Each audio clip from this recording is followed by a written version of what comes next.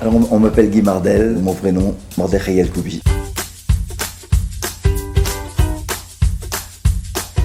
Pourquoi Mardel? Parce que Mardel, c'est la contraction de Mordechai Yalkoubi. Haha. J'ai fait Teshuvah en 1986, dans un métier où on fréquente les gens importants, politiques, acteurs, chanteurs, etc. Et j'ai vu finalement que la réussite sociale et financière et matérielle n'était pas une preuve de bonheur. Et je suis sûr qu'il y avait autre chose, et donc cette autre chose, c'est la Torah, donc j'ai commencé à étudier la Torah. Quand on a une âme d'artiste, je pense qu'on reste artiste toute sa vie. Et donc, bien sûr, je suis toujours, c'est toujours la même personne qui chante ou qui étudie. C'est pas incompatible. Et je pense que, comme je l'ai dit, le fait de chanter, de donner du bonheur aux gens, c'est quelque chose qui relève du partage. Et le partage, c'est la transmission aussi, c'est quelque chose aussi qui est important dans la Torah. J'ai jamais chanté de chansons glauques ou des chansons qui pouvaient parler de choses qui sont incompatibles avec les enseignements de Torah.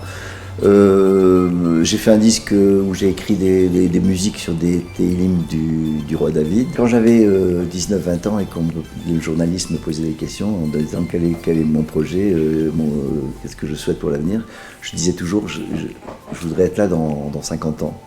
Et quand j'ai commencé ma Teshuvah, j'ai dit moi ce que je voudrais, mon but c'est de finir le Talmud. Voilà. Donc aujourd'hui, Baruch Hashem, j'ai presque fini le chasse. Bon, il me manque quelques macérettes quand même. Et puis je suis toujours là parce que je viens de finir des concerts super. Voilà, donc je continue à être chanteur. Et voilà, donc mes deux objectifs sont en train d'être atteints. J'étudie entre 5 et 7 heures par jour. Ça a commencé par 10 minutes par jour, peut-être même 10 minutes par semaine. Et après, c'était une demi-heure par semaine, 1 heure par semaine, 1 heure par jour, 2 heures par jour, 3 heures par jour. Et puis on avance. Les 5-6 heures, c'est depuis 4-5 ans.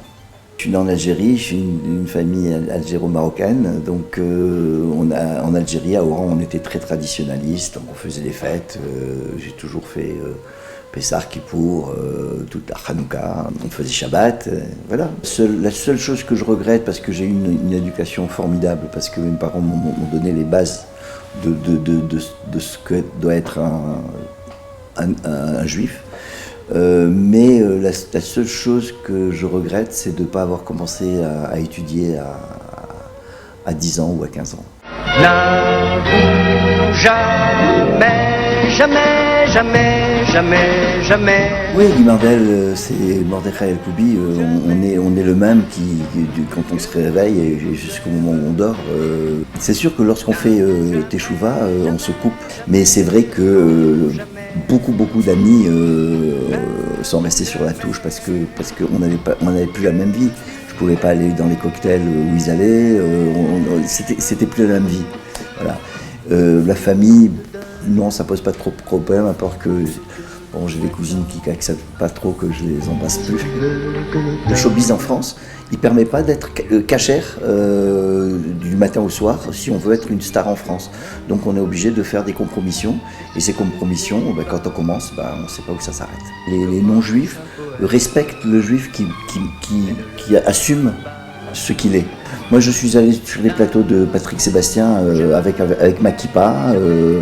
Et bon, je l'ai enlevé au dernier moment, au moment du direct, parce que c'est pas la peine non plus de provoquer, d'être un provocateur. Mais dans toute la partie répétition, etc., j'avais ma kippa et j'étais respecté par tout le monde. Donc je me sers pas de la chanson pour faire pour dire voilà, je suis un autre, j'ai mis un chapeau, je me déguise en religieux et je montre voilà, il faut rester soi-même. Faire la Torah, c'est exprimer une grande liberté. Et les gens qui ne sont pas dans la Torah pensent que c'est que des galères, qu'un enchaînement, qu'une prison où on fait plus au contraire. Faire la Torah, c'est être libre.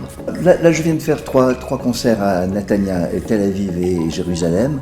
Dans la salle, il y avait pratiquement 80% de gens avec la kippa et les femmes avec des foulards. Je peux vous assurer qu'il y avait une grande kedusha dans la soirée. J'ai fait le hallel au début de la chanson, enfin, avec une musique que j'avais écrite, qui était dans le disque que j'avais fait en hébreu, pour remercier Hachem. Et vraiment, c'était une soirée de grande kedusha. Ma teshuva, c'est ça.